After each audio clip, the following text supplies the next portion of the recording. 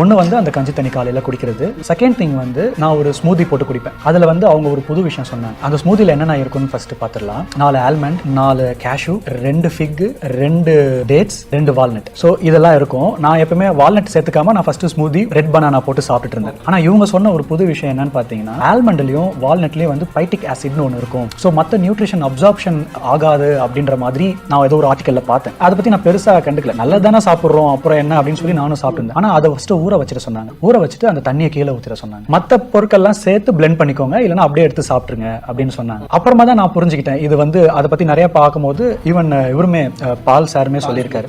Okay, அப்போ எல்லா டாக்டர்ஸும் இதுதான் சொல்கிறாங்க.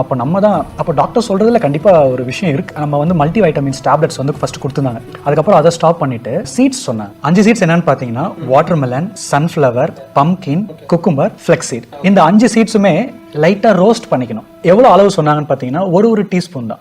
ரோஸ்ட் பண்ணி மொத்தமா சேர்த்து மொத்தமா ஒரு டீஸ்பூனா எடுத்து நீங்க உள்ளங்கையில வச்சுக்கலாம். உள்ளங்கை வச்சீங்கன்னா இவ்வளவுதான் வரணும். அதை தான் வந்து ஒரு இது சாப்பிட சொல்றாங்க. ஸோ இதை வந்து நம்ம ரொட்டீனா ஃபாலோ பண்ணணும் அப்படின்றத மேம் சொல்லி தான் நான் தெரிஞ்சுக்கிட்டேன். ஏன்னா நான் பாடி பில்டிங்ல கூட இதை நான் ஃபாலோ பண்ணதே கிடையாது. Seeds matter. உங்களோட ஹேர் ஃபால் எப்போ ஸ்டார்ட் ஆச்சு? ஆக்சுவலா உங்க மனநிலை எப்படி இருந்துச்சு அப்போ? 2019 வந்து என்னோட மதர் பாஸ்ட் அவே. அதுக்கப்புறம் ஒரு போஸ்ட் ட்ராமாவில் நான் இருக்கேன் அப்படின்னு புரிஞ்சுக்கிட்டேன். கொஞ்சம் வந்து எமோஷ்னலாக இருக்கும்போது ஹேர் ஃபால் நான் அதை பெருசாக கண்டுக்கல. அப்புறம் கோவிடும் வந்ததுனால எதுவோ ஒன்று இம்பேக்ட் ஆயிடுச்சு. என்னோட பாடி எல்லாமே வந்து பழைய மாதிரி இல்லைன்றதை நான் உணர்ந்துட்டேன். 21 அதுக்கப்புறம் பார்த்தோன்னா ஒரு வாட்டி ஃபர்ஸ்ட் நான் ஹெட் ஷேவ் பண்ணும்போது பார்க்குறேன், இந்த மாதிரி லைட்டாக அங்கங்கே பேட்சாக இருக்கு. சரி, இது ரொம்ப பெரிய இஷ்யூ கிடையாது, பால்னஸ் மாதிரி தெரியலையே அப்படின்னு சொல்லி. அங்கங்க பேட்சானா ஃபார் எக்ஸாம்பிள் இப்போ இந்த ரவுண்டா அந்த மாதிரி சொல்றீங்களா? இல்ல, ரொம்ப டென்சிட்டி. ஆமா, டென்சிட்டி. அதாவது நம்ம மொட்டை அடிச்சு பார்த்தோம்னா அந்த இடத்துல சின்ன கேப் தெரியும்.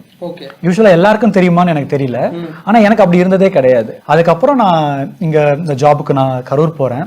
அப்போதான் பயங்கரமா ஹேர் ஃபாலை பாக்குறேன். அது நம்ம அப்பெல்லாம் எனக்கு தெரியாது ஒரு நாளைக்கு 50 to 100 முடி கொட்டுறது நார்மலா அப்படின்னு. நீங்க எல்லாரும் சொல்ற மாதிரி டவல் எடுத்தா கைக்கு வரும், அதுக்கு கையில வரும், டவல்ல வரும், சீப்ல வரும், சும்மா உட்காந்து யோசிக்கும் போது தரையில கொட்டும். இதெல்லாம் பார்த்து நானுமே பயங்கரமா மன உளைச்சலான. நான் என்னோட சேனல்ஸ்ல வந்து மொட்டை அடிச்சு நான் வீடியோ போட்டிருந்தேன். அப்போ வந்து முடி இல்ல தெரியும், கீழே ஒருத்தர் கமெண்ட் பண்ணியிருந்தாரு, என் பாப்பா தான் சொல்றாளே போடா சொட்டை அப்படின்னு போட்டிருந்தாரு. அந்த வார்த்தை வந்து எவ்வளவு கஷ்டப்பட்டது அப்படின்றது. ஆக்சுவலா இப்ப மாற்றுத்திறனாளிகளை வந்து நம்ம டைரக்டா சொல்ல மாட்டோம், அவங்கள குறைய வந்து சொல்ல மாட்டோம். அப்போ வந்து எனக்கு ஃபீல் ஆச்சு, நம்ம சின்ன வயசுல சொட்ட தலையா அந்த மாதிரிலாம் சொல்லியிருப்போம் இல்லையா, அது எவ்வளவு ஹர்ட் பண்ணும் அப்படின்றது அப்பதான் நான் வந்து கண்டிப்பா இதுக்கான ஒரு தீர்வை கண்டுபிடிச்சே ஆகணும். ஏன்னா நீங்க சொல்ற மாதிரி அந்த செல்ஃப் கான்ஃபிடென்ட்டை திரும்ப கெயின் பண்ணி ஆகணும் அப்படின்னு முடிவு பண்ணேன்.